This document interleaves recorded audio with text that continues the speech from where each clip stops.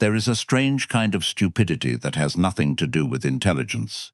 It shows up in rooms full of brilliant people. It shows up in institutions built by geniuses. It shows up in you and in me, the moment we stop thinking as individuals and start thinking as a crowd. And the terrifying part is this: you rarely notice it happening to you. You only ever notice it happening to everyone else. If that unsettles you, good, stay with me, because what you're about to hear will change the way you see every group you've ever belonged to. We like to believe that stupidity is the absence of intelligence. It isn't.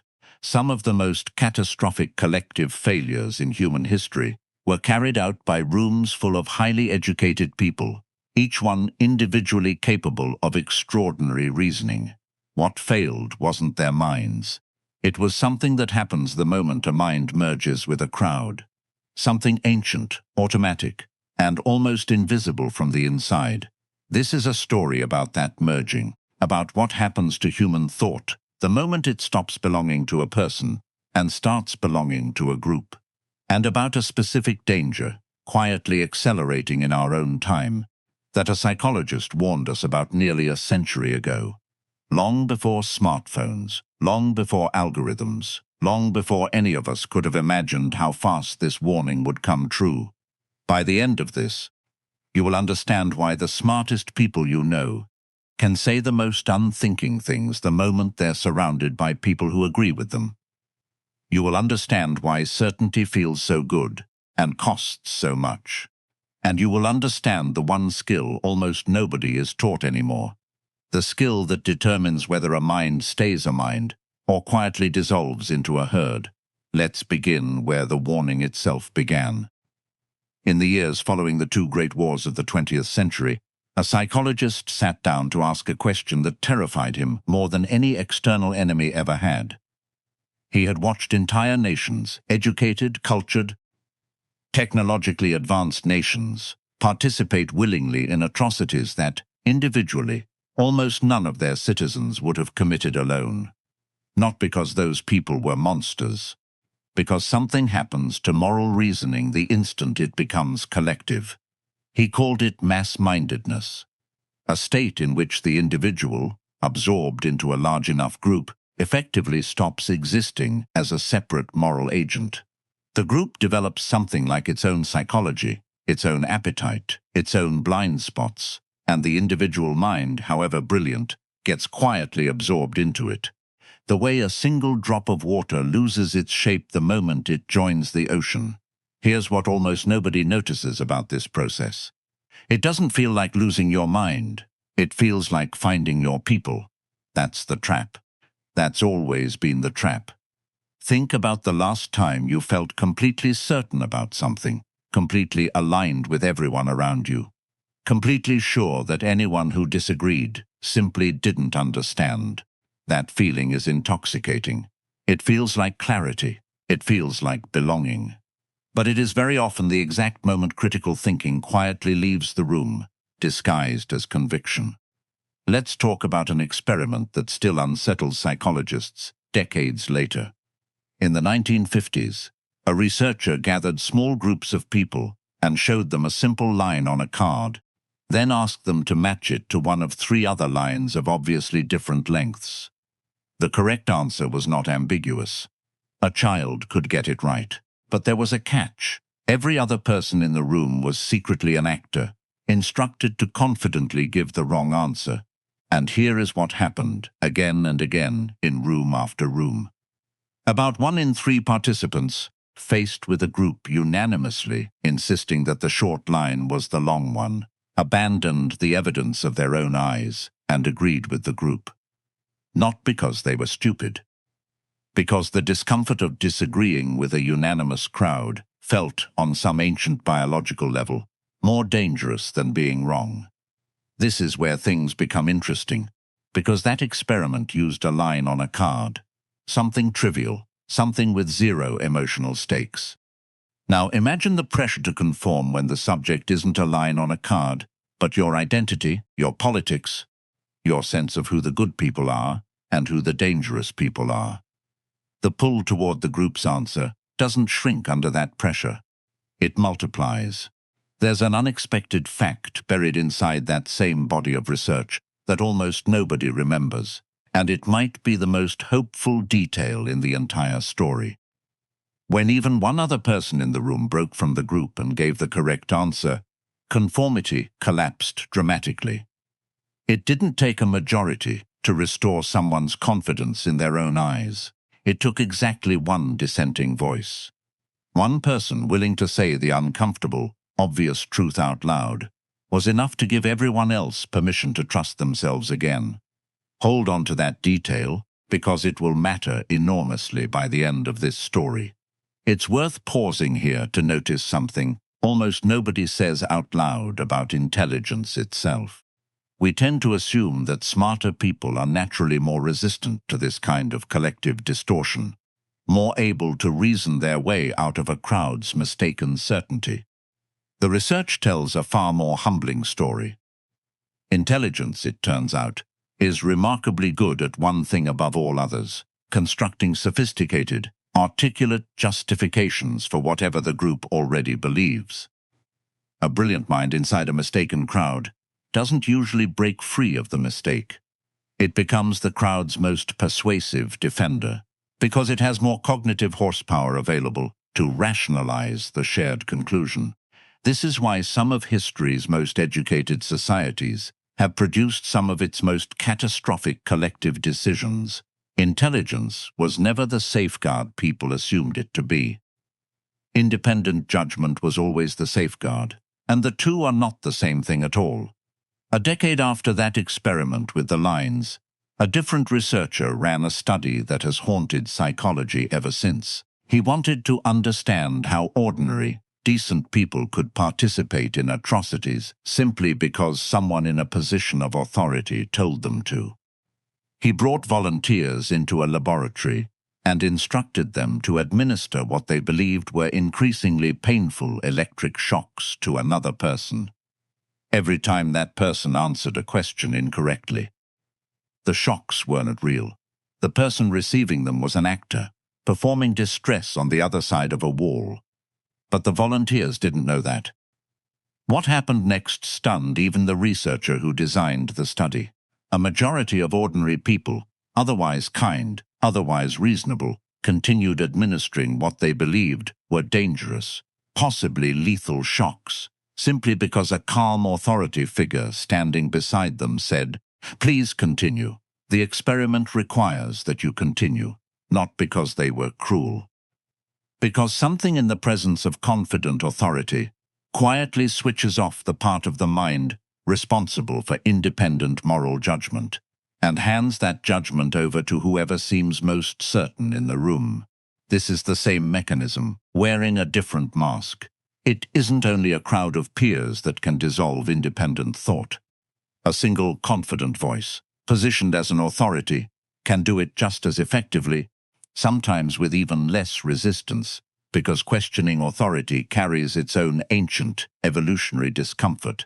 The fear of punishment, of exile, of being the one who steps out of line. But that's only half the story, because conformity alone doesn't fully explain what's happening to human thought right now. There's a second ingredient, and it's far more dangerous because it doesn't feel like conformity at all. It feels like righteousness. Jung believed that every person carries a shadow, the parts of ourselves we cannot bear to acknowledge, the traits and impulses we've disowned, because accepting them would be too painful. And here is the unsettling discovery buried inside his work. What a person refuses to see in themselves does not disappear. It gets projected outward, onto someone else, usually someone conveniently different from us, a rival group, an outsider, an enemy. The shadow has to go somewhere. And a crowd is the most efficient shadow disposal system ever invented. This is why mass movements so often organize themselves around an enemy rather than an idea. It is far easier to unite a crowd against a shared villain than around a shared truth, because opposing a villain requires no self-examination at all. You get to feel righteous without ever having to feel responsible. Here's what almost nobody notices about this mechanism. the more convinced a crowd becomes that the other side is stupid, evil, or dangerous, the less capable that crowd becomes of examining its own reasoning. Certainty about the enemy quietly replaces curiosity about the truth, and a mind that has stopped being curious has, for all practical purposes, stopped thinking. Let's make this personal for a moment, because this isn't a story about them. It's a story about us. Have you ever noticed how differently you reason online compared to how you reason in a quiet, private conversation with someone you trust? Online, surrounded by an audience, even an invisible one, something shifts. Nuance starts to feel like weakness. Admitting uncertainty starts to feel like defeat. The desire to be seen agreeing with your side starts to quietly outweigh the desire to actually be right. This isn't a personal failing unique to you. It's what happens to almost every human mind the moment it senses it's being watched by a tribe. There's an unexpected fact here that surprises almost everyone the first time they hear it. Researchers studying group decision-making have found that groups of intelligent, well-informed people often make worse decisions than a single reasonably informed individual working alone, a phenomenon sometimes called groupthink. The group doesn't fail because its members lack knowledge. It fails because the desire for harmony, for consensus, for belonging, quietly overrides the willingness to voice inconvenient facts. Somebody in the room usually senses the danger. Almost nobody says so out loud. This is where the story darkens, because groupthink isn't a rare accident that happens occasionally in badly run meetings. It is increasingly the default operating condition of an entire culture, one engineered, whether intentionally or not, to reward agreement and punish deviation at a scale no historical crowd could ever have imagined. Consider what happens every time you open a feed built to hold your attention. The system learns, with frightening precision, exactly which opinions make you feel most righteously certain, and it quietly feeds you more of them. Not because it wants you to believe anything in particular, because certainty keeps you scrolling, and disagreement, when it appears at all, is curated to make you angrier rather than more curious. You are not being shown the world. You are being shown a reflection of your own crowd, endlessly amplified, until it starts to feel like the entire world agrees with you. The next mistake is even worse, and this is the part almost nobody wants to admit. The algorithm didn't invent this hunger. It only discovered something already sitting inside us, the ancient tribal comfort of being surrounded by agreement. Technology didn't create collective stupidity. It simply built the most efficient delivery system for it that has ever existed. Here's what makes this moment in history genuinely unprecedented, and it deserves to be said plainly, without exaggeration. Every previous generation's collective delusions were at least limited by geography, by how far a rumor could travel on foot, by how many people could physically gather in one square to reinforce each other's certainty. Today, a single unverified claim can reach a crowd larger than every tulip trader, every conformity experiment participant, every obedient volunteer in history combined, before anyone has had time to check whether it's true. The crowd hasn't just grown. It has become instantaneous, borderless, and self-sorting, quietly separating itself into smaller and smaller chambers of agreement, each one increasingly convinced that it alone sees clearly, while everyone outside it has lost their mind.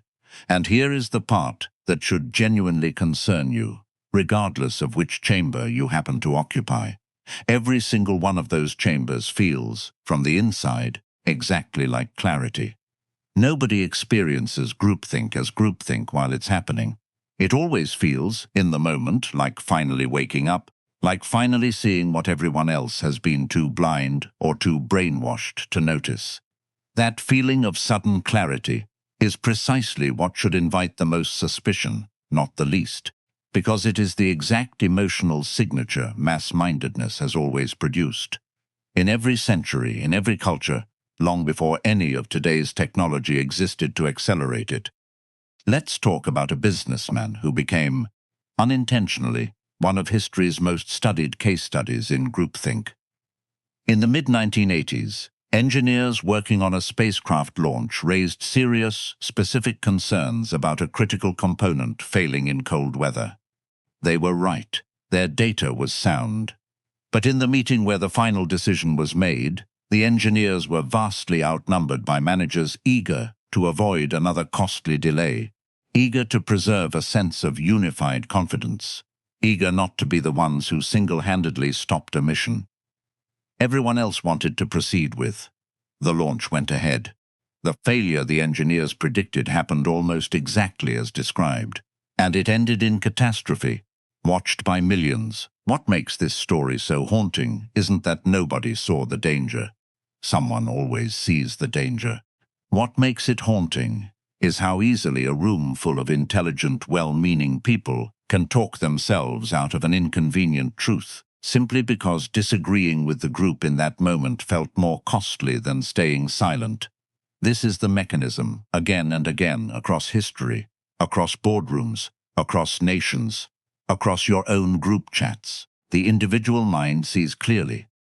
The collective mind, under pressure to stay unified, quietly overrules it.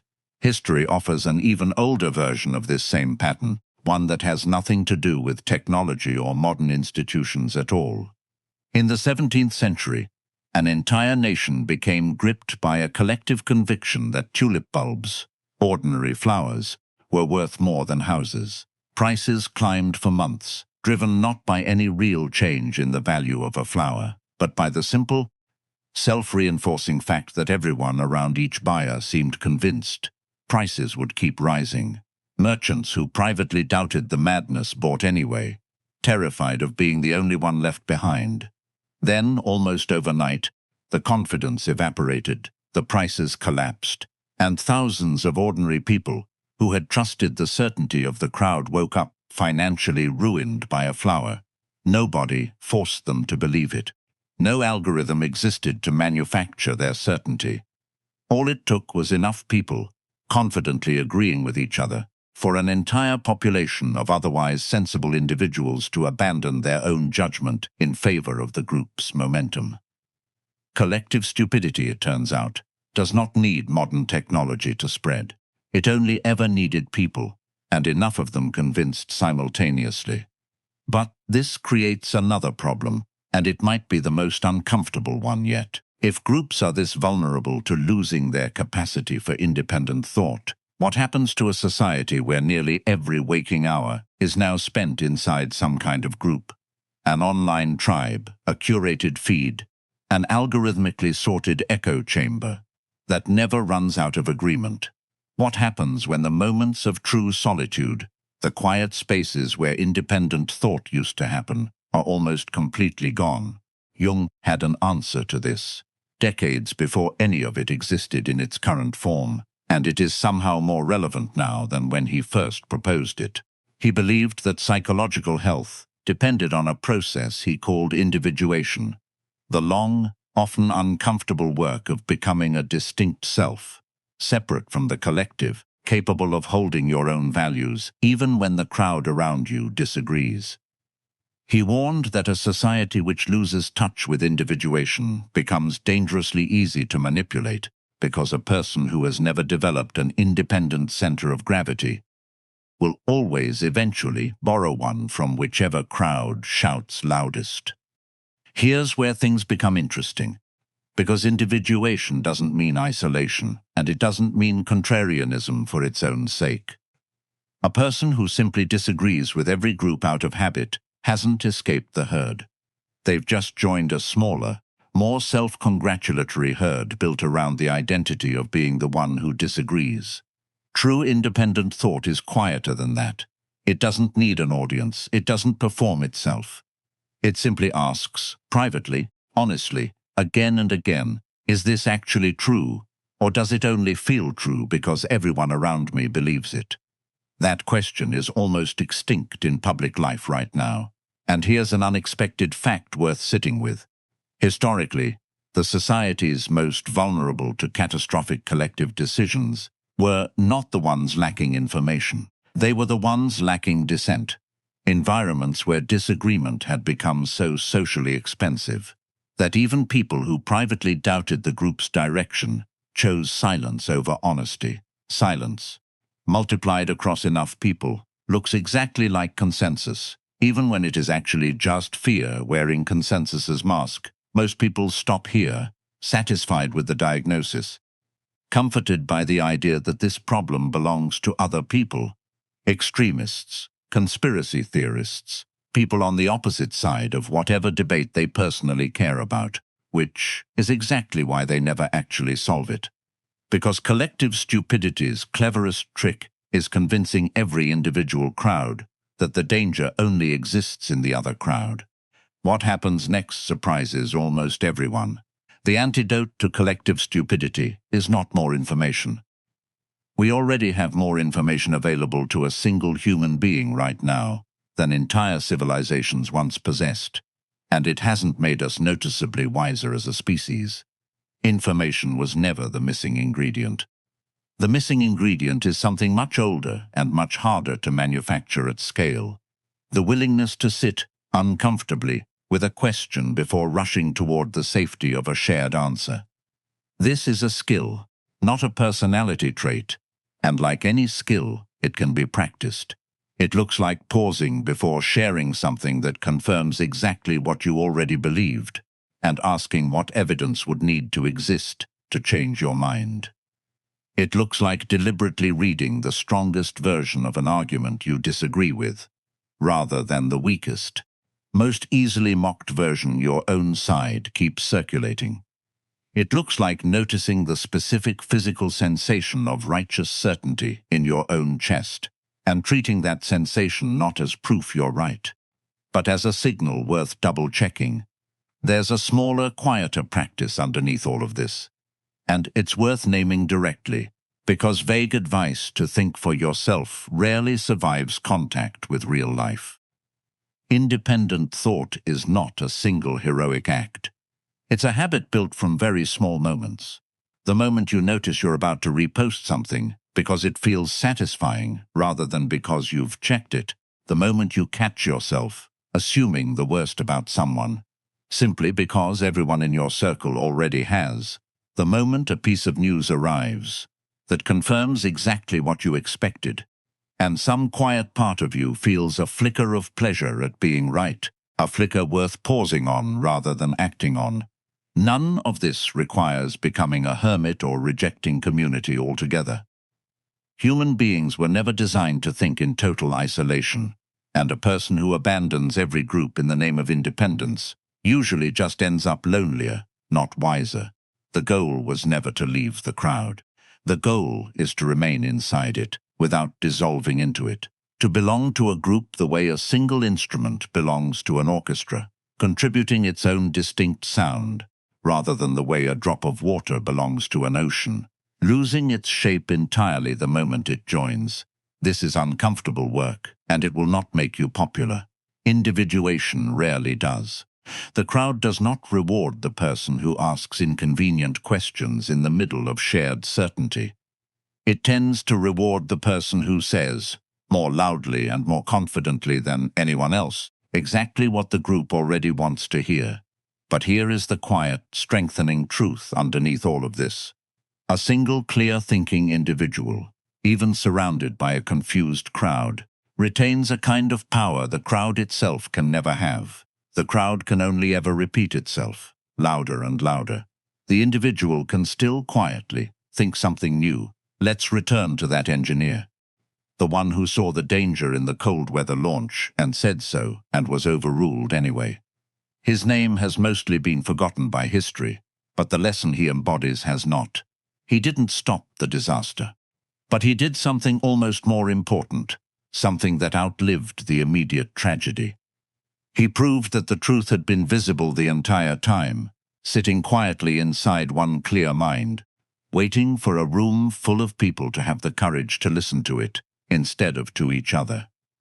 That is the strongest insight this story has to offer, and it deserves to land with its full weight. Collective stupidity is not a mystery. It is not an accident of bad luck or unfortunate circumstances. It is what happens reliably and predictably whenever human beings prioritize the comfort of agreement over the discomfort of truth. It has happened in boardrooms and in nations, in religions and in revolutions, in the quiet compromises of ordinary people who simply didn't want to be the one who spoke up. And it is happening again, right now, at a scale and a speed no crowd in human history has ever experienced before, because the crowd you belong to is no longer limited by geography or by the number of people who can fit inside a room. It lives in your pocket. It updates itself every time you unlock your phone.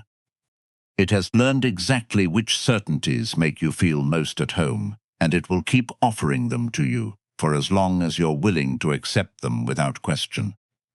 Here is the transformation this story has been building toward. You cannot fix an entire civilization's relationship with truth, but you were never actually responsible for the whole crowd.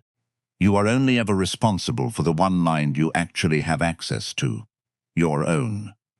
And the moment you start protecting that mind, deliberately, honestly, even when it costs you the comfort of easy agreement, you become something the crowd cannot fully absorb. Not because you're smarter than everyone around you. Because you've remembered something almost everyone else has quietly forgotten, that thinking was never supposed to be a group activity performed for an audience. It was always meant to be a private act of courage, practiced alone long before it's ever spoken out loud. Notice how far this has traveled from where it began. A line on a card, a flower bulb, a shock generator, a launch pad, a feed on your phone. Different centuries, different technologies, different costumes worn by the exact same underlying pattern. The details change. The mechanism never does. A mind, offered the comfort of agreement, will very often trade its own clarity for that comfort, and call the trade wisdom. The rise of collective stupidity isn't the end of intelligence. It's the slow erosion of solitude, the quiet, unglamorous space where a mind used to belong only to itself before it ever belonged to a crowd. Reclaim that space even in small private moments, and you reclaim something the loudest crowd in the world can never quite take from you. If this changed the way you see the crowds you belong to, stay close, because the next lesson goes even deeper than this one, and it might be the one your own mind has been quietly waiting for.